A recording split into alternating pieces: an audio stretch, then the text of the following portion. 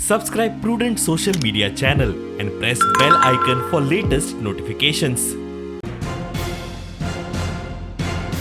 A party feels that if there is a sense of deep fatigue between the two binaries in binaries in Goa, one is the BJP, one is the Congress.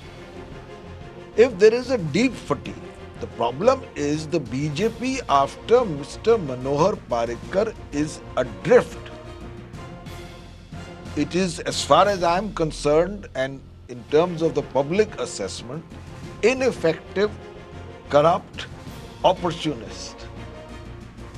And on the other hand, we had the Congress party which won 17 MLAs and is today left with only 2, with 15 of them joining the BJP.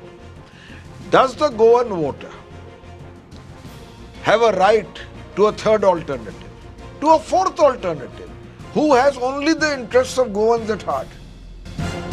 Perhaps the BJP may win by default. I'm saying perhaps because elections can't be predicted.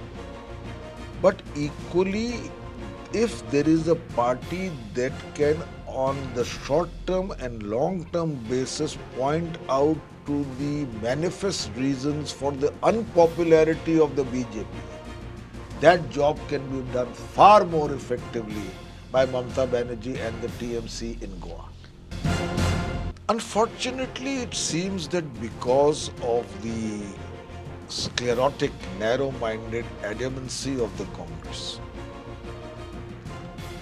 the opposition space will remain divided in this election.